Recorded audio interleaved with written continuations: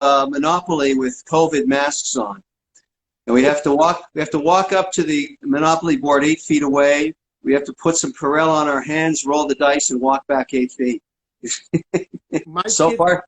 My kids wanted to go fishing with him, and they were so excited about, you know, my son's a big Shark Tank fan and Catching Monsters fan, and yeah, to go fish with Damon, but I guess it'll be another time. Well, tell me, let's talk a little bit about Kind, because a lot of my followers don't know how this whole thing started. Why don't you give me some background on, you know, obviously you're a shark now, so you did something right. I'm not quite like Mr. Wonderful, but trying to learn from you, Kevin. So the story of Kind is prior to Kind, 10 years before, after finishing law school, I started a company called Peaceworks to bring neighbors together, Israelis, Arabs, and across the world. They used to use business as a force for trying to create catalyst ventures where neighbors. So the idea was to get peace in the Middle East, which nobody's been able to achieve yet, right? And use business as a force for breaking stereotypes and cementing relations and giving people a profitable interest in maintaining those relations. And it became a food company, and it was not the biggest company nor the biggest success. It was 2 steps forward, 2 steps back, 10 years of mistakes.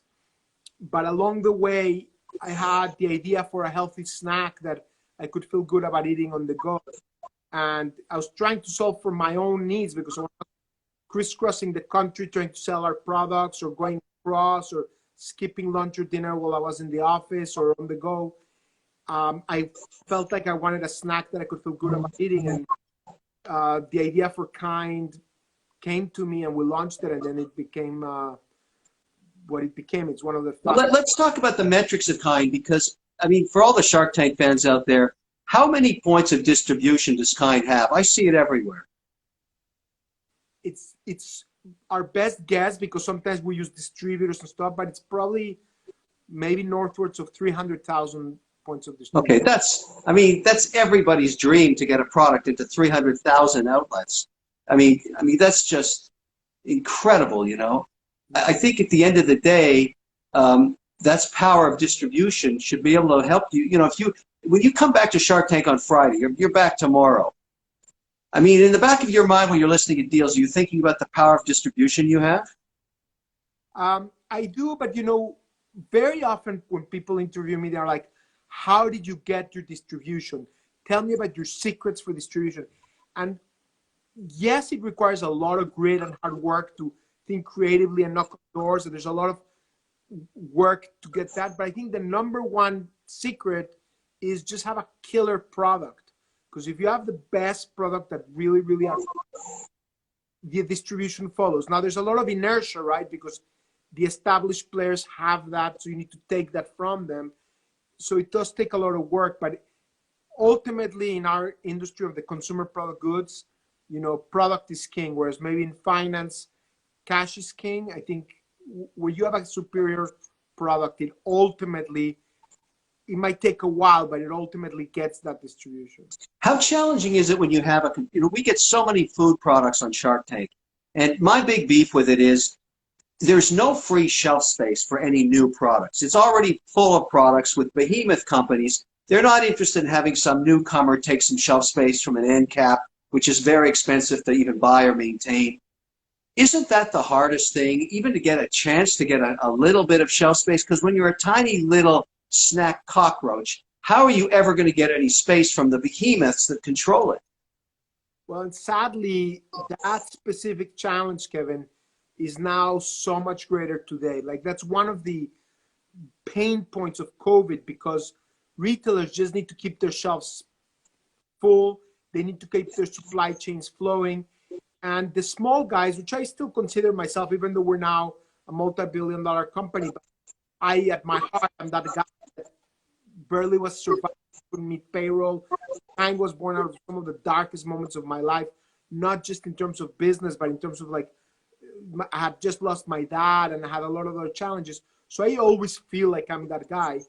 And for everyone that's starting to launch a new product, this is not the right environment, because it's all about having good supply chains that are redundant, and that favors the big guys. So for the last decade or two, the small guys have been basically winning more and more and more market share from the big guys that were entrenched but not as innovative. The last couple of months, the supply chains of the bigger, better established companies have gained back some of that share because the small guys don't have redundant supply chains, don't have, if one of their factories goes down, one team member's sick and they have to close down for a couple weeks to re-clean, they lose all of their sales. And it's a very tricky environment. Buyers are not reviewing new products right now. So let's talk about your Shark Tank experience. I mean, this is not your first time on Shark Tank. This is, you're a bit of a veteran now. What was a surprise to you? Because people have all these perceptions, having watched it now for 10 years. People have grown up with it. But when you came on the set for the first time, what was not as expected for you? So I'll tell you two things. First, how real it is. Like, it was, my kids and I and my wife, we love watching Shark Tank. I love using Shark Tank to then ask the kids, what do you think about this? And for them to learn entrepreneurship. It's a really fun show for us to watch. I was stunned at how real it is. Like, people ask me, what's Mr. Wonderful like in real life? What you see is what you get. You guys are really real. Like, very much, you're actually a little bit sweeter than you let on. And don't let that secret out, Daniel. Are you kidding? You could destroy my reputation. I'm a confused Mexican Jew, but I have a connection with Israel. And Israelis, they call them sabras because outside they have spikes, but when you open up, the fruit is very sweet. That's who you remind me of. But for the most part, your personality, you're very straightforward. Lori's very nurturing. Mark is very, to the point. Robert's very empathetic. Damon's very empathetic. Like, every one of you guys, what you see on TV is what you get, and you do not get any preparation. It's enormously stimulating, challenging, because you have to keep up with all these inputs. But my greatest surprise was how you stole 2 deals from me right. I don't know if you remember, but like, Lori and I twice, and the pain is that once it broadcasts, then you remember all those feelings. We were about to get a deal, and then you came from down under, and you're there. So if I'm back, believe me, I'm not going to let that happen again. I take the challenge. You throw the gauntlet down. I'm ready anytime, buddy. I'm looking forward to all the new ideas that are being created while people sit in quarantine all over America. There's going to be fantastic new ideas, all kinds of new problems to be solved with new entrepreneurs. I think, I'm very optimistic always. When we get out of this mess we're in, America is going to be more efficient than ever, and there'll be new ways of doing business. Maybe people will work at home more. Who knows all the changes that are going to occur? But I don't know about you. I'm looking forward to getting back there and seeing all the new ideas and investing in them. That's the best part, don't you think? I like you, in awe of the entrepreneurial spirit and the creativity and the staying power of entrepreneurs. And, there's things in this very painful experience that we learn, and silver linings about, like you said, online marketing, online shopping, online delivery, digital experiences, working from home. There's a lot of things that I think we're going to learn, and hopefully we're going to take this crisis as an opportunity to figure out how our society and our community can actually become better from it, even though it was painful. But, fundamentally, I'm a very big believer. And as I was hinting earlier, Kevin, when Kind was born, I was this far away from in the towel, because literally we had just lost $1 million. We were a $2 million business, and we had lost one of those $2 million because we had one product that we were importing, and we had no control over the manufacturer, added artificial ingredients that we couldn't do in the natural stores. And we literally went around the table and said, should we try this again and create our own brand, what became Kind, or should we just close this? And nobody, Kevin, would have faulted us for closing and giving up at the time. It had been 10 years of effort. I could not pay myself a salary. And then we tried it, and it became what it became. And you never I would have never imagined, you know, back in 2003, 2004. Well, you only need one great idea to change your life, and it's certainly done that for you. I want to do an open invitation to you, Daniel, because I get thousands of questions on my YouTube channel called Ask Mr. Wonderful about launching new food products. And I think it's extremely difficult. So what I'd like to do is get you on as a guest host and talk about just that. What does it take to launch a new, you know, you could do beverage and snacks, because I'm always getting somebody saying, oh, I got this fantastic new snack. Right now I'm living through the experience with Bohana, which is pop lily seeds, water lily seeds. It sells very well direct, and I sold it on QVC this week, and we sold 170% more than the target. But distribution in retail is an absolute bitch. It's so difficult. And so I want to bring you on as a guest, and you can tell me what a cockroach I am. That'll be great. Yeah, but let's talk about cockroaches in a different format. I would be very honored to be on your YouTube channel. My kids were challenging me that how pathetic it is that they have more followers on YouTube. I think I have 3 followers because we just opened our YouTube channel, Daniel Lubetsky. I think I have 3 subscribers, and they're like, if you will have me on your YouTube channel, I'll be honored. But well, look, I'll help you out a little bit there, I hope. So that's going to be my open invitation. So I'm looking forward to seeing you tomorrow night on Shark Tank. And tomorrow, I think it's Friday. Tomorrow you have... Sorry, I'm confused. It's Friday night. I don't even know anymore which day of the week it is. They're all the same to me. It's like Groundhog Day. There's one tomorrow because it's the next to last, and then Friday is the finale, and I think it's going to be the best one of the season. It's the season finale. I'm looking forward to it. I always love to see how they edit it. You were there. You know the pitches can be 10, 20, 30 minutes long, but only 7 minutes makes it to television. So I think they do a masterful job, because I really enjoy seeing, because I always remember the products, all of them, every single one that's ever been on there. It's you know, it's crystal clear. And I remember, you know, some of the deals you were involved in were 25 minutes. It was a long debate. But I have to tell you, I am in awe of you guys, because I recorded for 1 day in June and 1 day in September.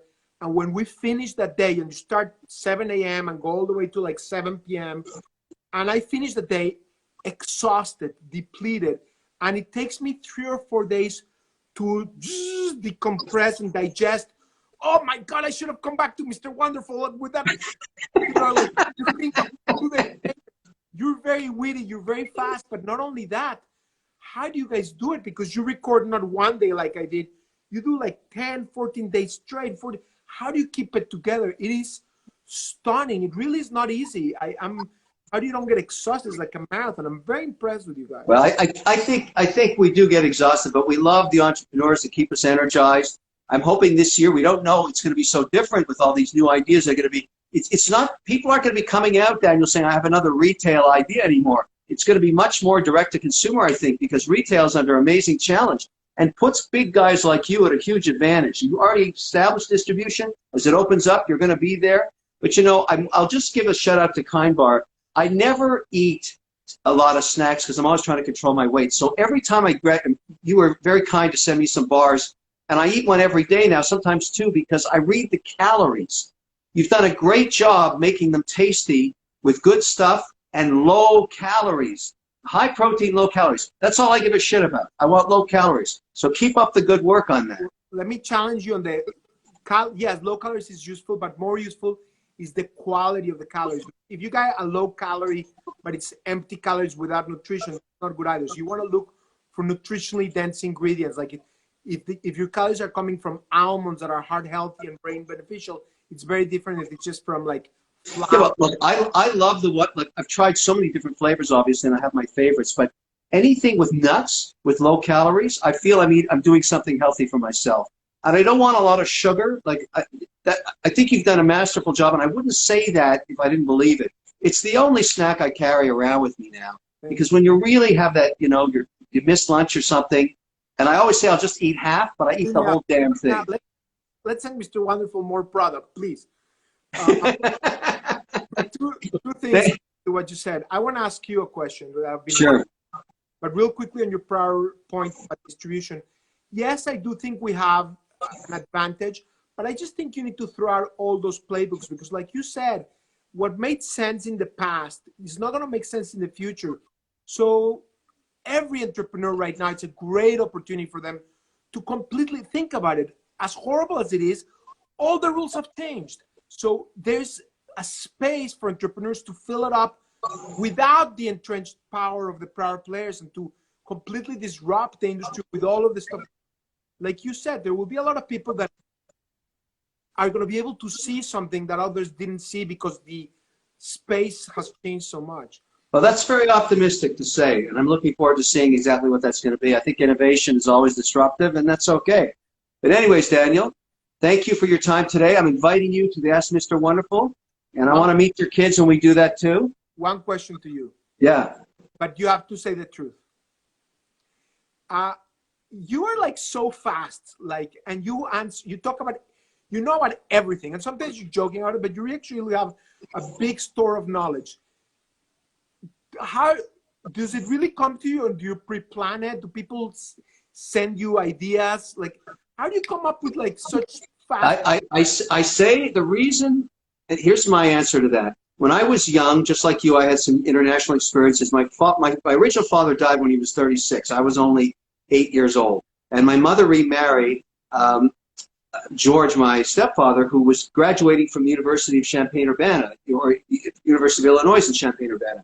He took a job with the United Nations. And for the rest of my life, I moved to a new country every 2 years, all through my youth. Cyprus, Cambodia, Tunisia, Ethiopia, Japan, Germany, France. And I just thought that's how everybody lived. And so it was sort of learning new stuff in new societies and new places. And, you know, I became an assistant to a Khmer Rouge French Asian chef. Tim and Dang were their names. And that's how I learned to cook. But I used to go at 5 in the morning to the market in the Mekong Delta and eat live snails. I thought everybody did that. But I think it was a great education. And I think a lot of that has stuck with me. And it's been very useful on Shark Tank. It's really hard to bullshit me, Daniel. It really is. Yeah, no, it's very impressive. I'm like, how did he know that stuff? But also, you're like fast. You guys, all of you, you come up with these things. I'm like, how did they do that? I guess. Well, you know, I've looked at a lot of deals. But look, that invitation is open. And bring one when we do the shoot. Let's have one of your kids around. That would be fun, just for them to say hi on the YouTube channel. Daniel, I've got to go. Take care, my friend. Thank you. Thanks to everybody. I'll see you later.